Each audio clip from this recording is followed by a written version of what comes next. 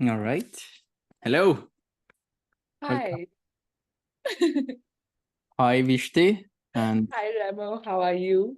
I'm great. I'm happy. I'm excited. Yeah. And Good. loving this summer, Mm-hmm. having had the chance to breathe, to travel, Mm, to have some fun, to relax. yeah. How are you? Same, enjoying the summer. It was really hot and now it's raining. So it's just this beautiful second to Nourishment. breathe. Yeah. So just enjoying that, enjoying the summer, enjoying the free time and Mm-hmm. exploring what that has for me. Mm-hmm. Welcome to anyone and everyone listening also. Probably some NPNs as well. Bruce said he'd listen to our conversation, and hopefully some attendees also of the coming symposium next weekend. So I hope you'll enjoy our conversation. Um, we'll be we'll be picking each other's brains and perhaps hearts and life experience regarding the new paradigm, the visions of a new paradigm. Maybe it's become a bit of a slur, but I really feel it, arriving. I feel it kind of hitting the earth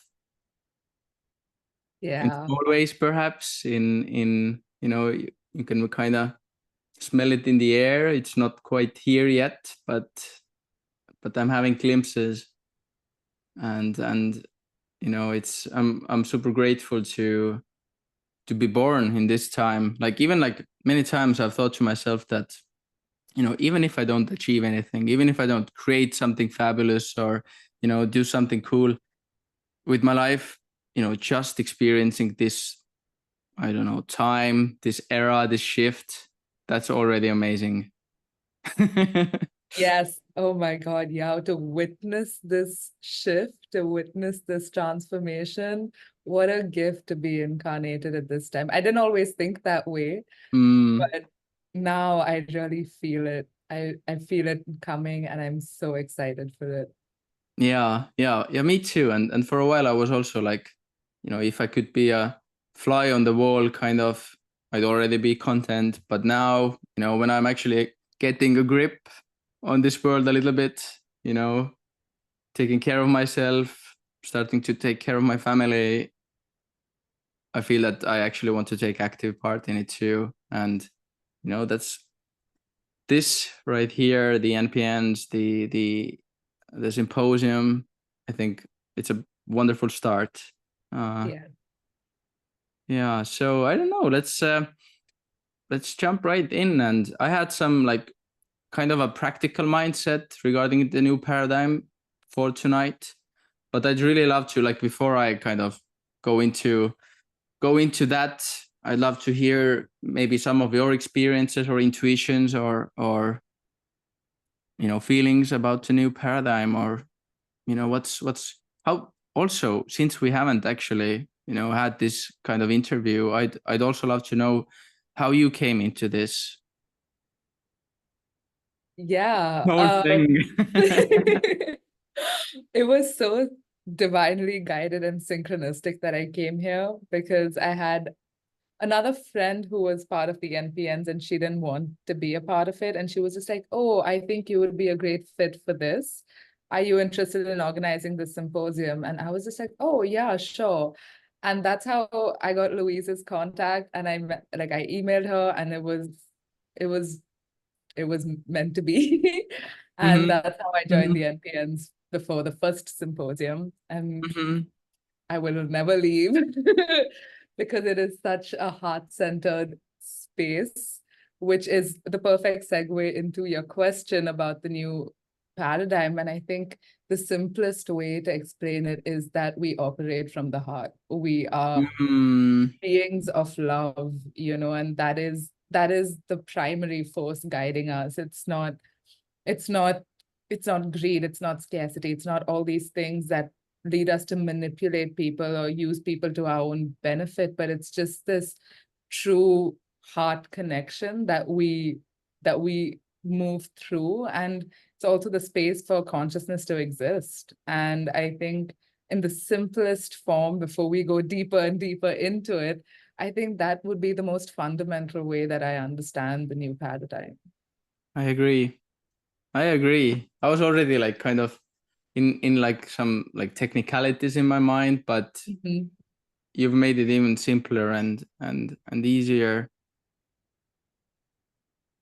for me, I guess. Maybe maybe the heart and love can be quite woo for very like rational people, but I think that is the shift. We aren't abandoning rationality, but we are moving further, expanding ourselves, out of pure rationality.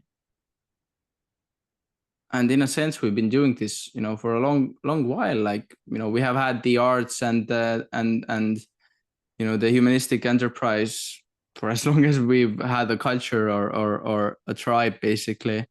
But I think now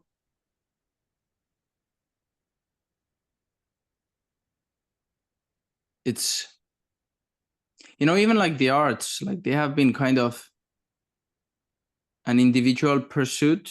You're a writer or a painter or like even like if you're doing plays, it's still the vision of one person. But I think now we are like moving into, like collective dreaming and collective creativity and that's kind of one of my visions or intuitions, that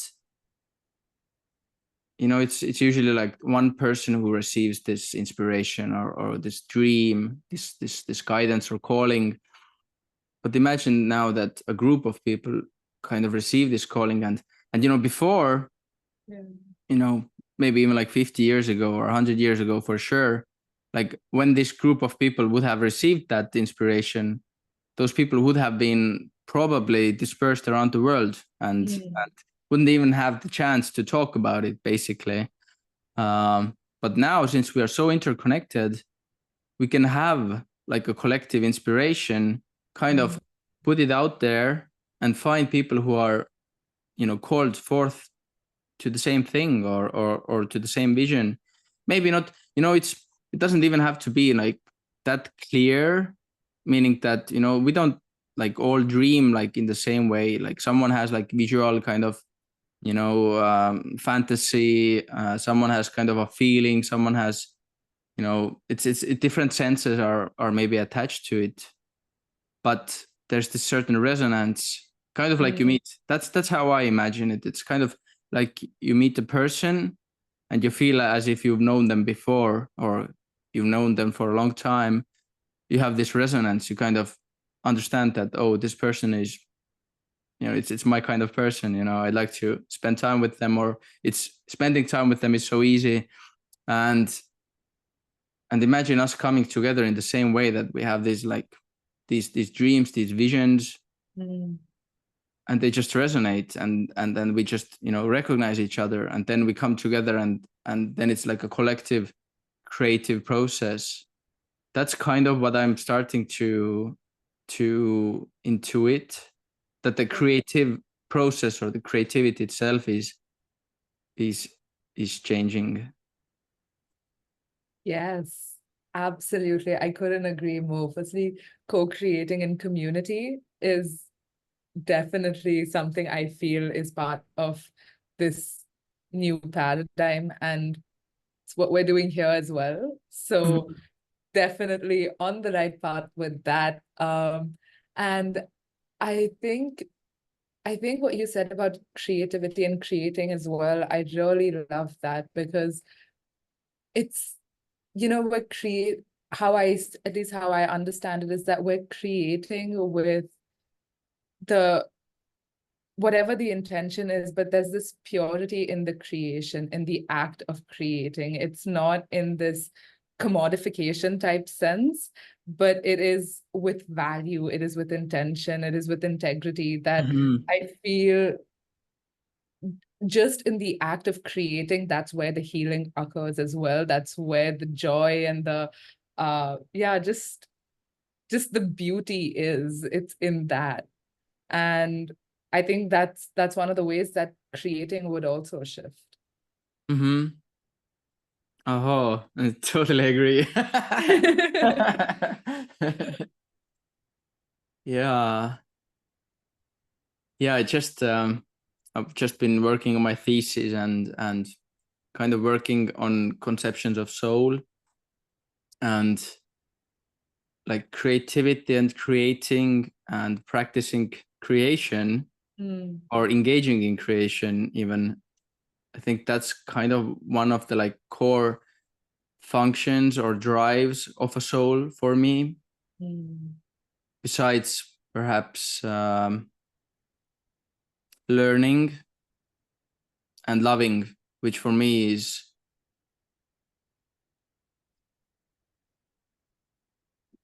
harmonizing, is one word. You know, you want to make things better. You see something, you know, our consciousness, that's another way for me to, for one way to conceptualize it is conscious. And that's from, okay, I heard it from Jordan Peterson, but I think he took it from maybe Jung, maybe it was another really great like psychologist, that consciousness is an like error repairing mechanism. You know, you can move between like different, I would say, layers, you know, between the parts and the whole with consciousness. You know, we can look at the smallest thing and we can look at the biggest thing. It's crazy. But we can detect patterns and we can detect when the patterns are kind of off. So, you know, the sense of beauty, we have it. Sense of meaning, we have it. It's, you know, that's something that, you know, wise men have used to kind of explain God or explain some kind of unity or a deeper layer to this reality. And I think this drive to kind of harmonize or to fix things is also inherent in us, at least in our soul. I don't know about other forms of consciousness, but I kind of feel it in the human soul, and I think that's also a big part of our drive. You know, I think we have come here. I feel that about myself, and in my visions, I feel that I'm not alone in this, that I've come with others to fix this. Yeah. You know, there's like, for me, it's like with music, you kind of hear when something is off. You hear the wrong notes. Yeah. Yeah. And I feel like for us to be able to do that, right, in this new space is such a deep attunement that we would need to ourselves, firstly, to recognize that something is off.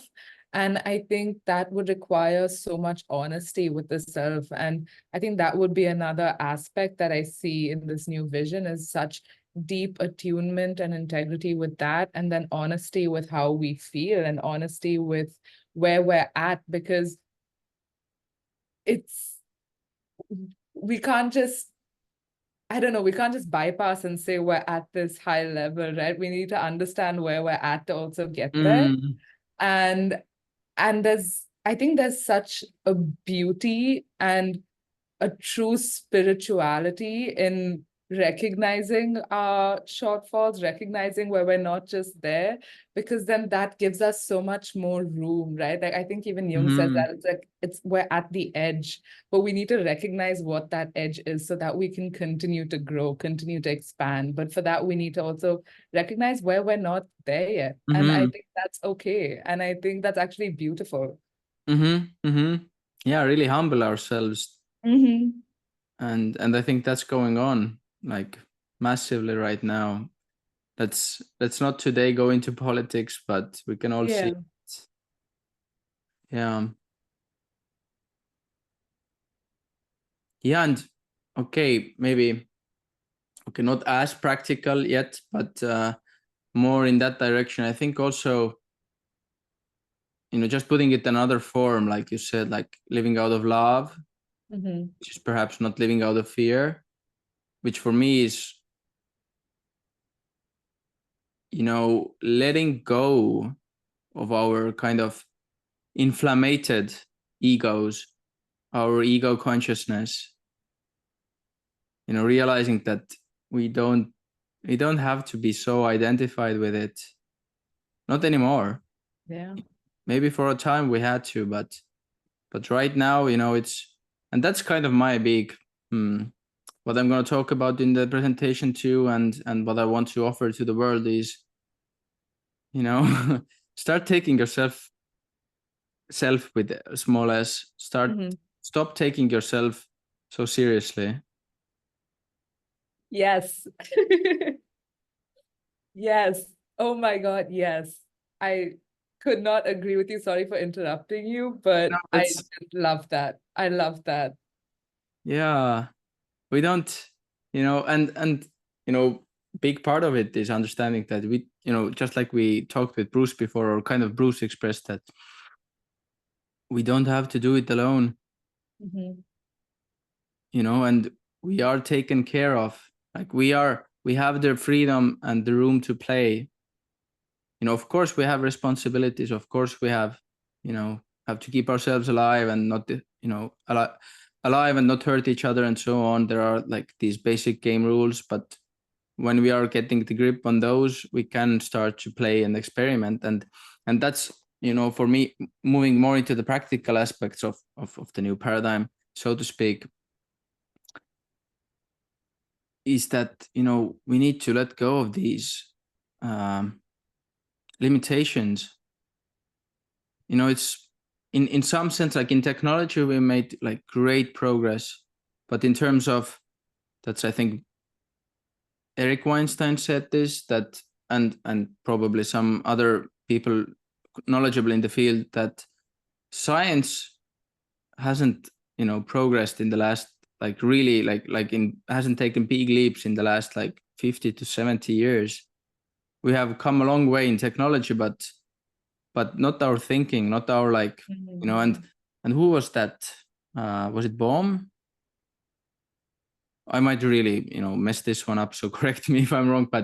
But another saying that, when science finally starts to take seriously the paranormal phenomena and consciousness, studying consciousness, we will do more progress in that decade than we have done in the whole history of science.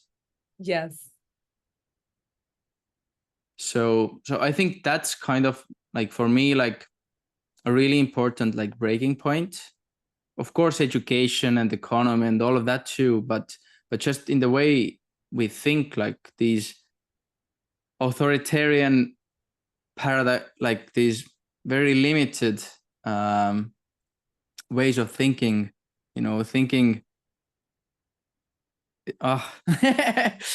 Yeah, it's like so detail oriented, so compartmentalized. Like we just need to come out of the box, is what I'm trying to say. Let's blast the fucking box, Yeah.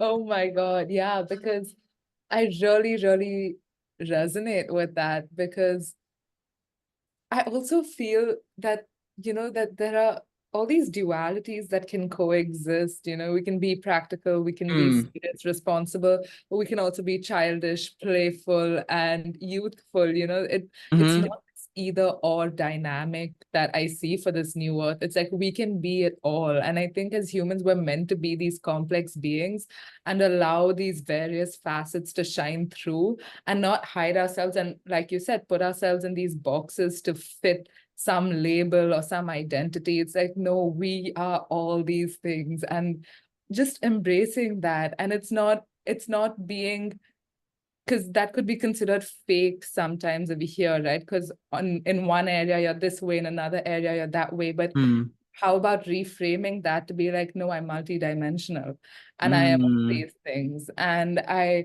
feel like that also comes to authenticity and just being authentic in who you are, and that curiosity and playfulness to just try new things, try being a new version of yourself. Because like you said, don't take yourself too seriously.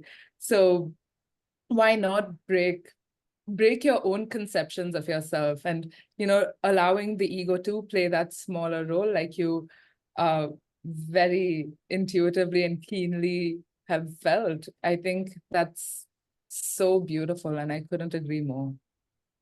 Yeah, and I think that's the phase we are also in, like this real like shadow work Mm. on one hand, maybe relaxing on another hand, like coming into this creativity and playfulness, because the rigidity, it doesn't work anymore. It doesn't help. It's hurting us, and it's definitely not taking us further.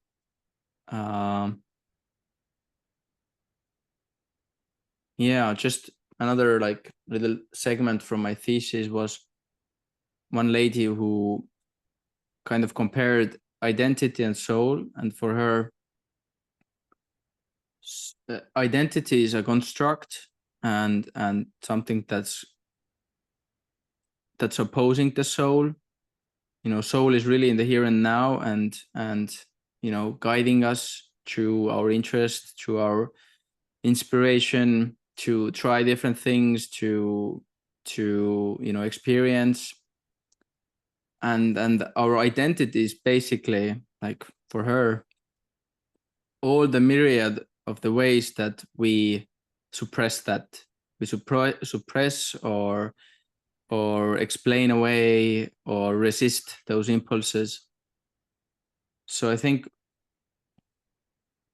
you know, when we can learn to let go of that identity, when we can let that part of ourselves die, because, you know, of course it's scary, you know, of course the fear of death pops up.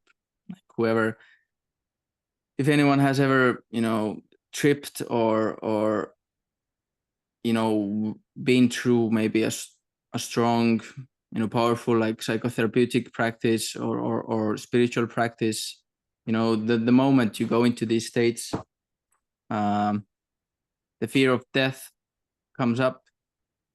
But if you go through those moments, you realize that you don't die then. Like, your body, our bodies are so smart. They will build us, you know, we can like blast ourselves to like thin air, and our body will still put us back together. Mm. You know, we will still, you know, take care of ourselves. We will still, you know, soon we'll be hungry. We'll go looking for food and all the basic necessities, and then we have the community who also helps us, you know, orient ourselves. So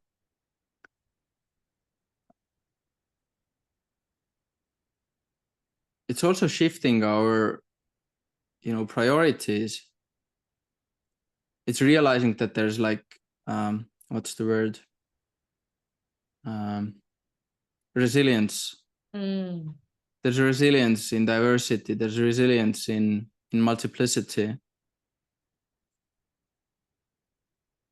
But of course, again, that takes, you know, giving up your ego. And Yes. that takes a few hard bumps against your head to realize that maybe I don't know what's best for me. Yeah. Absolutely. I loved what you said. I'm not going to be able to quote you back, but what did you say? It was something in multiplicity. Resilience. Resilience and multiplicity. Yes. And also just so much profundity, I think, in that, because each person comes in this collective space with their uniqueness. And I think that's where true creation, coming back to that point, can exist, because we're all not trying to fit into these yeah, we're not all trying to be the same. We're embracing our uniqueness, we're embracing our unique parts in this journey, but we come together in those unique parts and be like, I want to create this with you.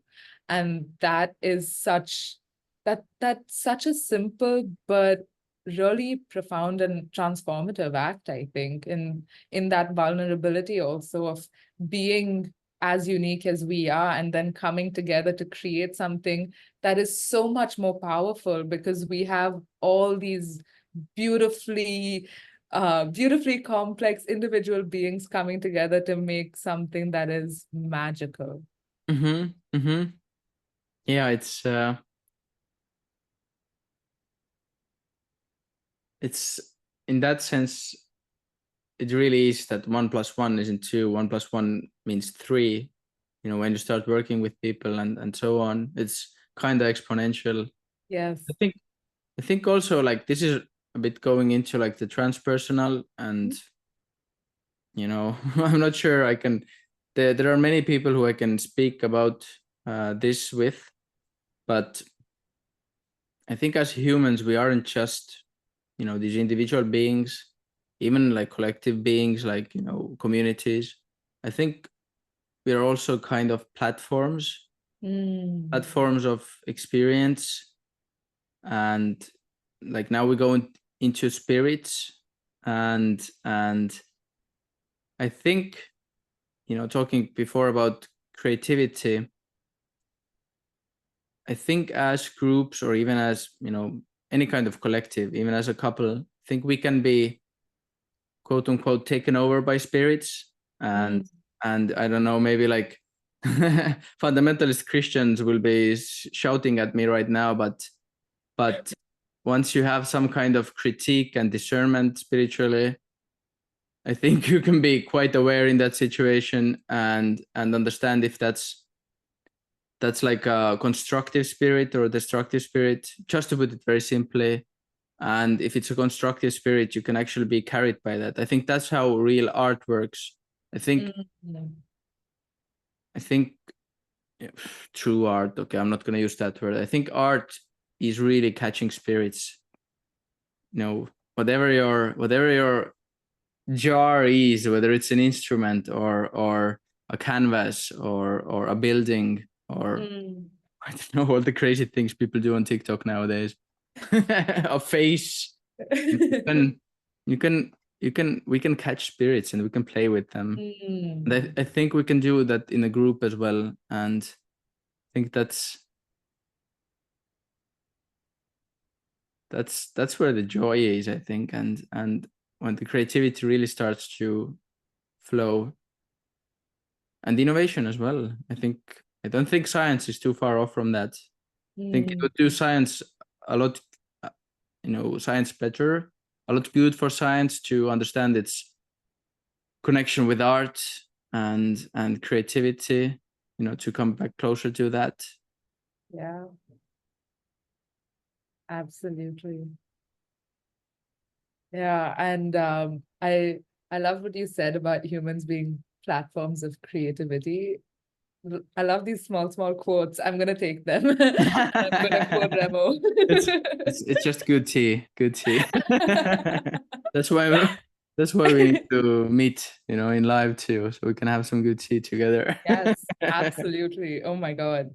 But no, even what you said about, you know, the act of in creation and in art, whatever that art form might be, where sort of catching spirit. And that's so true, because even if we go back to what we did with the first symposium, and when you hosted Dragon Dreaming for us and we created the song of the symposium, that was each one of us sort of connecting to or capturing spirit and coming together and sharing it.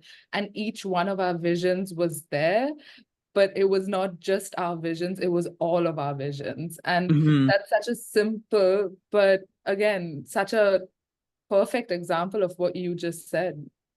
Yeah, I think it's like you take a part of your soul and, you know, put it in the, I don't know, pot or circle, or, you know, you kind of join a part of your soul in this circle. Everyone like reaches out, and then, you know, something can happen in that space, something can be born in that space, a kind of a fire, you know. I showed you those pictures too. That's kind of how I vision it too. You have these, you can construct these halls, these, I don't know, playgrounds actually in your soul, and you can invite other people over and create. Yeah, I think it's a generator, our souls. So yeah, I would love to see a world where we would collectively start living from that place more and more. Yes. Engage from that. And how do you see that when you picture it, when you picture this new world where we do things like that? and we create together. How do you envision that? I just have a huge playground. I see people flying around. You know, it's, well, some just like hunches. You know, when I look at people, I see little gods more and more. I see little children, you know, with glowing eyes, tinkering with things. And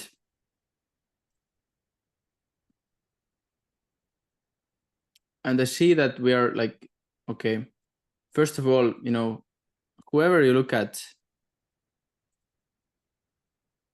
we are creating our own worlds. You know, not just like psychologically or neurologically or metaphysically, just as an activity. That's what we do. We create worlds. You know, it's like, you know, even if you have the like most, you know, boring life, you will find a way at your, I don't know, coffee breaks, whatever, to create your own little world, whether it's in your fantasy, whether it's you start collecting stamps or you start creating things from matches. You know, just, it's weird. You look at people and they create their worlds. You know, it's not just like virtual reality or the art or, you know, movies and things like that.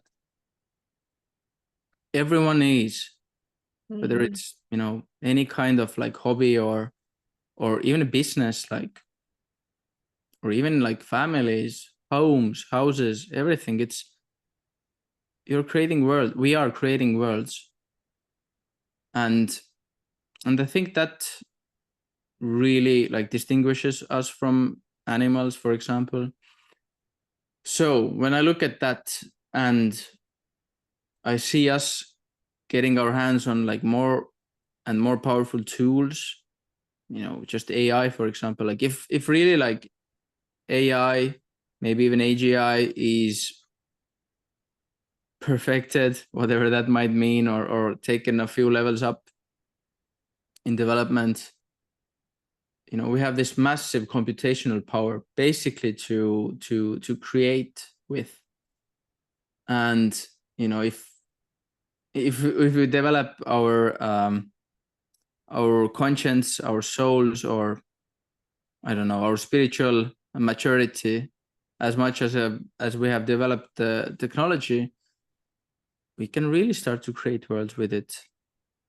Not just virtual simulations of universes. I think we can actually start to create worlds and you know, species, for example. We could actually crack, you know, the code of life or start to, you know, that's even not so radical thought. It's already happening, but I really like the notion that we are like, you know, evolution kind of waking up and starting to direct itself, you know, like consciously. And that's one example. We could, well, first of all, we could harmonize this planet, you know. Maybe, I don't know, get rid of mosquitoes or something. And psychopaths, you know, it's pretty much the same. I think parasites and psychopaths, pretty much the same issue. Okay, maybe getting greed is a bit too strong a word, too strong a concept. Let's say, you know, fix them in therapeutic means. It is possible. It has been done. It takes effort, but yeah. But then we could actually start to, you know, go outside of our planet, bring life to other planets and start to, you know, maybe we don't have to bring our species and our trees to Mars. Maybe we can develop our, you know, the different species that are actually, you know, working together with Mars, with that planet. So these are some examples. Of course, more play and more art and more, yeah, some hunches. What about you? Flying cars? No, teleportation, obviously. Obviously, of course. What a what a Um, countryman I am. what?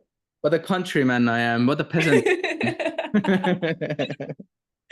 Um, no, but I agree with some of the things you said, especially I think a concept that you just introduced to me is us consciously directing evolution. And I never thought of it like that. And I never even, yeah, I never considered that. And I think that's a really interesting point for me to just like marinate on over the next Mhm. few days, because it's yeah, it's a really refreshing point. So thank you for that. And I think that what you said about spiritual maturity and everything that you spoke about is so important, because otherwise it's just like man and its hubris. And when I say Mhm. man, I mean humankind, and its hubris and really trying to take over the world. But with the spiritual maturity piece, it brings that groundedness and be like, let's share, let's create, let's harmonize. And I love that sentiment that you brought up. And harmonizing this planet is something I absolutely agree with, because and I think it's also just in the simple things of us all awakening, us being who we are truly authentically, and all the things that we've spoken about in this episode. And just I think in us being that way, we're automatically at a certain vibration, because ultimately that's all everything is. And in that frequency, you're automatically harmonizing with the earth's frequency, because that's how it goes.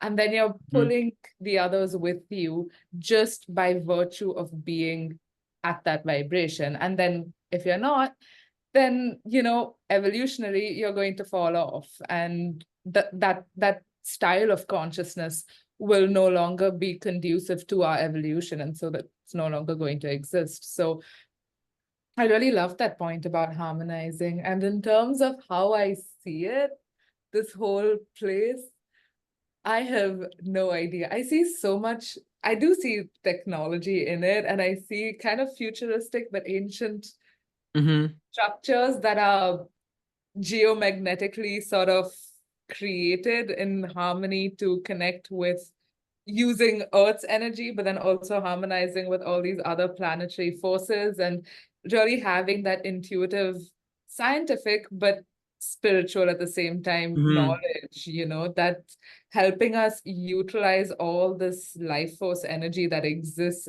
all around us. And how Mhm. do we use that? And there's so much, and nature's thriving. Nature is thriving while we do this. It's not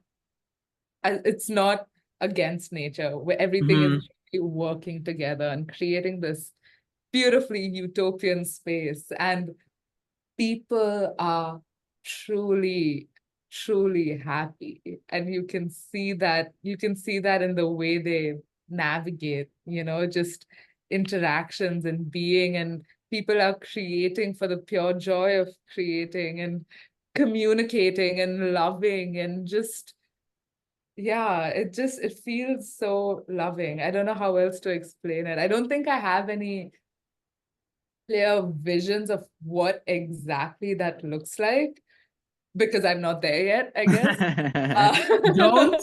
What are you doing here? but uh but yeah, it's really, I think you said it best, harmonizing. Yeah, in that regard, there's like there's roughly speaking like two directions of harmonizing. One is like through time, I would say, Hmm. as a collective, maybe historically, and then our future, but maybe um as like generations as well. And that's kind of what we are trying to do in the SMN as well, like to Hmm. actually have an intergenerational connection, both like everywhere Mm. in all our like doings, um as well as like in width, or in location, in geologically. It's it's so dumb that there are people, that there are nations that aren't allowed access to development Yeah. because of a bunch of psychopaths. Hmm. you know it's like even like I don't know how you can like think so, like how you can be so blinded. You know, Yeah. it's like half a humanity. Like it's, you know, it's just imagine having half a brain to solve problems, and then suddenly another half comes, you know, online, or I don't know, like what's the metaphor? It's really like we aren't using our potential when these people are suffering. They're just fighting for their survival, barely surviving.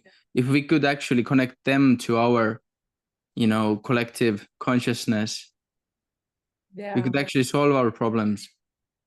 We could And innovate. Everyone's life could be so much better, even the psychopaths' lives. yeah. And also I also wonder, right, if they're using even half their brain, if they're using their full brain, it's not towards the well-being of the people that are suffering.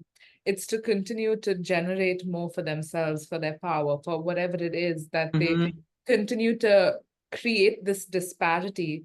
And when you actually look at why would someone have greed? Why would someone desire so much power at the cost of another living being's expense, right? Mm-hmm. It comes down again to scarcity, because you think that there's not enough, that you keep wanting to generate more and more and more and keep Mm-hmm. it, and like gatekeep it and safeguard it. And I think that is such a problematic state of consciousness, because you will always need to step on other people. You will always Mm-hmm. need to Mm-hmm. have more so that someone else has less. And the second wherein that we are separating ourselves from one another, and then that to achieve this state of the new earth is not going to happen. And I think when we rest back and we recognize that we are all really truly abundantly provided for, and Mm-hmm. when we're okay with that, and then when we temper the ego a little bit and not having to be one up over the other person, but Mm-hmm. just recognizing that we're all diverse, unique beings, but also collectively linked. And we are, whether you might not be able to physically see it, that we're collectively linked, but you can physically feel it if you just take a second to feel it. But if you take that second to feel it, you're going to feel a lot of things, including the ways that you acted Mm-hmm. in scarcity, including the ways that you've stepped on other people to feel your own power. And Mm-hmm. the second you do that, you have to confront yourself. You have to confront your shadow. You have to confront all the things that you've done. And I think a lot of people aren't ready to do that. But in doing that, kind of similar to the analogy you used of, the body going through so much and it's so resilient, if you just allow yourself to feel it and confront your shadow, confront all the things that you have done that might have been questionable, it can be such a healing and transformative act, not just for yourself, not just for your lineage, not just for your ancestors, but for humankind at large. And it's just the simple act of looking at yourself truly and deeply. And And I accepting. really think that that's the answer. Yeah, and accepting, Yeah, embracing what you see. yeah. And allowing it to look back at you and dealing with the consequences, yes, but then also at the end of it, forgiving yourself. And I think that's the hardest part. Are you able to look at yourself, look at your darkness, accept your darkness, and then forgive yourself for having darkness? That's when it integrates. And that's when we can get to a place of positivity. We can get to a place of light, of new earth, whatever you want to call it. But we can get to this state without bypassing the darkness, but welcoming it to integrate into this thing, so that you're transforming the darkness too. You're not ignoring the darkness. You're not leaving the darkness behind. You're bringing it with us. Yeah.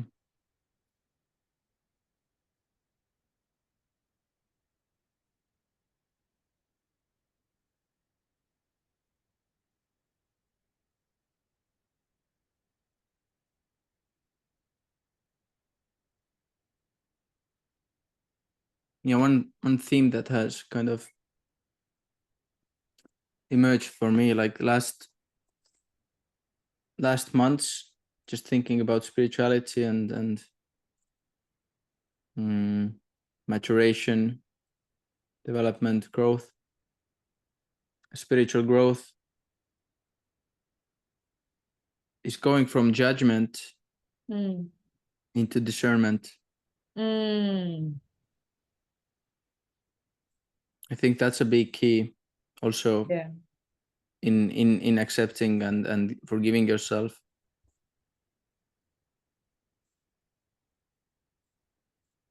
Yeah. And but that's the work. I was gonna ask, how do you distinguish between judgment and discernment? So judgment is reactive.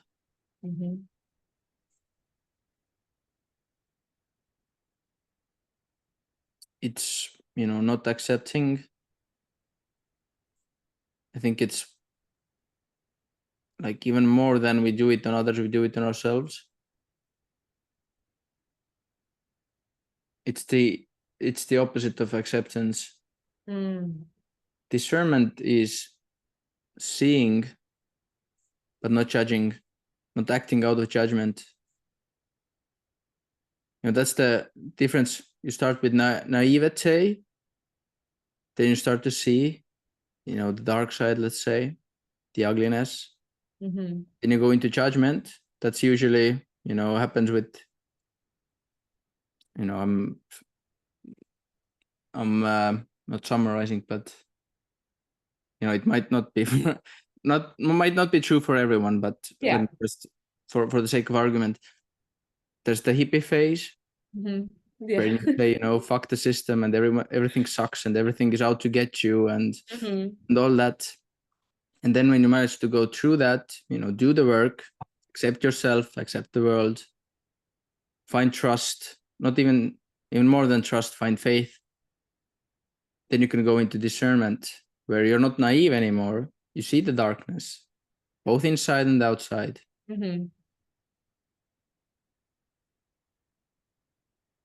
But you become free of the judgment. Because you also understand that, I also understand that,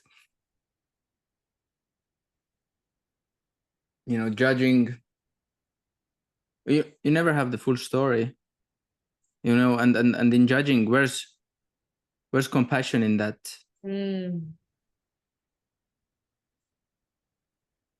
That's shadow work. That's accepting that you could be the guy. You probably were the guy. You've probably been the guy. Pulling the trigger, doing the raping, doing the treachery, stabbing in the back, poisoning, giving up, so that's I think humility. That's really humility. And that's also harmonizing. Like that's and I really like this. Like it's such a pearl, again, from Jordan Peterson, but he took it, I think, from one of the great writers. That's how history really should be learned. How we should really learn history is not through the eye of the victim, but through the eye of the perpetrator. Interesting. Yes, that's where the wisdom really starts to come. It's so easy to look at, the horrors of past and, imagine yourself as the victim. But the truth is, we could have just as well been on the other side. Probably would have been. It's there's no, okay. Maybe there are, and I think there are also bad people, bad persons, but mostly there's a very bad situation, And I think coming to terms with that is a big part of the process of shifting into the new paradigm. Like, if we could have that already, I don't care about flying cars. Exactly. Right. If we could just treat each other well, I'm happy with my Toyota Corolla, I'm happy with gasoline. Exactly. Yeah, just treat each other like humans. Start asking for too much. Oh, yeah. And I think that like when you really, I think that's such a simple way, right? Because we can think of all these grand visions, but then what do we do today to get there? And I think when we actually look at people, so many times when I know I've caught myself doing this in the past. And it's like when I look at someone and like I'm having conversation with them, or if I'm going out, I'm thinking so much about like the perception of me as opposed to just looking at the other. And that shift in when Mm, I started doing that, it changed the way I interacted with the world. And I look at people and I look at people as just true souls, just beings here, also trying to figure out this strange, beautiful planet. And how do you navigate that, right? And then when I look at it and I look at them and not really how they're seeing me, and mm, just allowing them to be whoever they are, regardless of whether they like me, whether they don't like me, whether they even care about me. Like, none of that matters. I will look at you as a beautiful being on earth, just a soul. And that's all. And that just shifts the way we interact. And then we also don't act in these triggered, shadowed ways when we're not thinking so much about ourselves. And that also goes back to what you were mm. talking about, like humbling the ego a little bit, And it's just like, just we are all here trying to figure it out. Yeah, yeah. Little genies trapped in our bodies, trapped in these Yeah, lamps. exactly.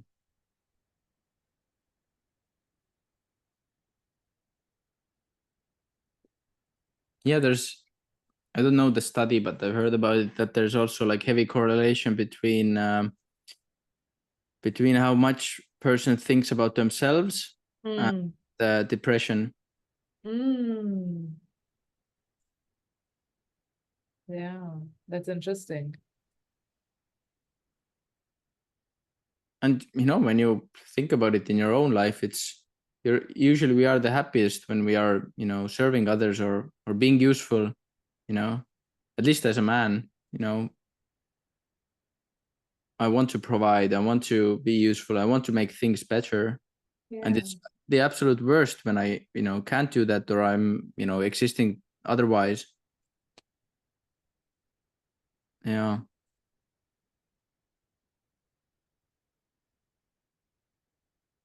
Yeah, it's a good point you made. Yeah, about losing that. And of course that's just, a survival mechanism of, and really given to us with like breast milk, Hmm. at least here in Estonia, for sure. That it's changing now, of course, but having this mindset that I have to present myself, like I have to, like, the neighbors have to be jealous of me, I have to really good look, I have to look good in social occasions, and not say something stupid, and it's such bullshit. Yeah. especially when you actually start to meet, successful and creative people. Mm. Most of them don't really give a, rat's Yeah. ass about how they are perceived, or what they look like. Mm. It's, you're successful, the things you do work, so you don't need to, present yourself in that sense. Yeah. And it's so much wasted time, so much wasted moments and meetings. Mm. You don't have the capacity to even notice the other person, to really connect authentically. Absolutely. Yeah. And when we talk about like authentic connection, right? Apart from not just not just thinking about yourself in these situations, how else do you think that we can cultivate more of that right now? You mean individually or collectively, or Anyway, whatever comes up for you. listening to our hearts, Mm. really facing our feelings? And there's a Mm. difference between emotions and feelings, for sure, but not not running away from them anymore,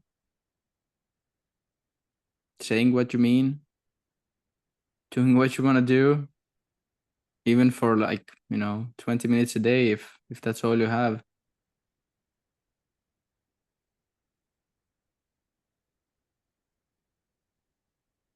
But there are like, now there are so many like incredible practices, incredible, circles and things happening that can help you with that. One I haven't tried myself, but I've heard so much good about the circling, for example. Yeah, there are these probably in every town happening now, these circling groups where you can really like, you can be honest. Yeah. That's the whole practice, authentic presence. Mm. And for me, really, really important, try to bring some joy and fun into it. Try to lose the seriousness. Yeah. No one cares. In the sense, like you can, it's this lovely meme that you can be real depressed about the sentence that, oh, no one cares, or it can be like, Yeah. no one cares. Exactly. Immense freedom in that state. Yeah. Yeah. Truly, I agree with that. Yeah. And I think when you said listening to your heart, I just also thought listening to the other. Because so many times, again, when we're having conversation, I'm so grateful now that I have communities where, like with you, where we can actually converse. But in so many other spaces, it's people are just trying to share their point, and then it's not a conversation because you're not truly listening, you're not actively listening, you're just thinking, oh, what am I going to say next? Oh, how can I prove my point? And it's that again doesn't lead to constructive solutions or whatever it is, whatever the point of the conversation is, right? It's not reciprocal and it's not constructive and conducive if we're not listening to one another. So listening to your heart, yes, and also listening to the other. And I loved what you said about just speak what's on your mind. I How simple, but how profound, because I catch myself sometimes not doing that too, because I'm like, oh, how will the other person receive it? And of course, those are important things to consider. Having But at tact. the same time, you can also share your truth as long as you're doing it in a respectful manner. Just, Yeah, yeah, speak your mind. I love that. it's such an adventure. Of course, it takes time to really start to embody and live it, Yeah. and to position yourself in a way that you're unaffected by, let's say, repercussions. But it's such an adventure when you get to do that, when you start speaking your truth, when you start speaking your mind, your fantasies, your feelings. And of course, there's also tact in that. It's not Yeah. just, like, it's maybe easier for us Estonians, we're a bit more reserved. And I imagine like people in like warmer countries, I don't know, Italian, Spanish, like they're like very expressive, very out there. Like, if they have an emotions, it's right out, right here. It's not like that quite for us, but yeah, but that's the process. And another thing I would just say, like, go to therapy. Yeah. Just invest money in therapy. Of course, you're not gonna find. Exactly. Of course, the first therapist isn't gonna be ideal for you. So go find 5. Yeah. Invest a few K. It's gonna change your life Yeah. for sure. Mm-hmm. It's the best thing you can do. Like the best investment you can make for sure. Like, of course, I'm biased. I do therapy, but I see that. And gosh, the ways we spend our money, like the ways we numb ourselves, and then we can't find fucking 50 euros to pay for a therapist. Yeah. So dumb. The ways we're holding ourselves back, it's just, yeah. Yeah, truly. Yeah. And yeah, Yeah. and about listening to others, it's, again and again, I experienced that when you really start to listen to the other, it's more interesting than a Hollywood movie. you know, every Yes. person has a fucking life story, wisdom, comedy, Mhm. tragedy, everything. Yes. Oh Just my God. People are such interesting. Yeah, I love that you brought that up. People are super interesting if we just give them a chance to share. And we don't Yeah. judge. Yes. We allow Yes. them to share. And it can be different, but Yeah, that's the you don't even need beauty. to empathize. You don't even need to Yeah. understand. Drop all of those notions. Like you don't judge, live and Yeah. let live. It's as simple as that. And just be open. That's all. Like it's okay if you disagree with another person. It's okay. It's like lately I'm so proud of these moments. Like more and more I'm like waking up in these moments where I feel like, disagreeing with the other person and like getting really heated. And that's beautiful too. But I'm waking up in those moments and like the next sentence I say is, hey, it's totally cool if we disagree. Like we can continue this, but we don't need to agree, Yeah. Yeah. I love that. Yeah. Yeah. And then you can Mhm. actually understand and then you can actually expand and learn something, Yeah. Yeah. Simple acts of relating to one another will change the world. Literally. Yeah. Mm. Mm. I think we've laid out some kind of a picture, some ideas and then the Yeah. experiences. I've gotten to know you more. I love Mhm. that. Me too. I'm eager to hear more. Yes. But I think we can, unless you have something you want to add, I think we can start to wrap up this episode. It's Yeah. hour. Yeah. The only thing I would add is come to our symposium next week to Join hear more us. about the new earth. Join us, not cases. Yeah, It's not a cult. exactly. We promise it's not a cult, but you will love us. Yeah. Thank you for this. Thank you for having me. Thank you for coming on. Hmm.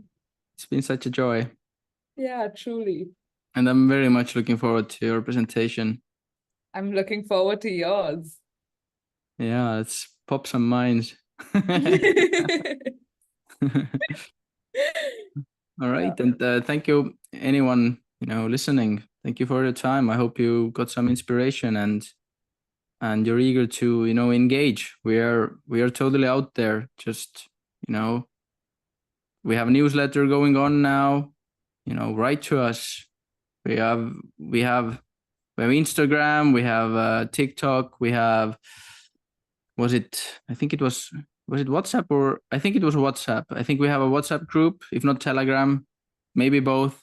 Let's get this ball rolling. It's my favorite, my absolute favorite meme. I thought of, like tattooing it onto myself or painting on my wall. It's this I think it's like a Chinese kind of a metaphor or story and it's so lovely. So I think it's like the little dragon asks the panda, what is it about? Is it the destination or is it the journey? Panda says neither. It's the company. I love that. Oh, yeah. It's just totally etched onto my heart. It's Mm, yeah. yeah. So come have some of our company and share yours.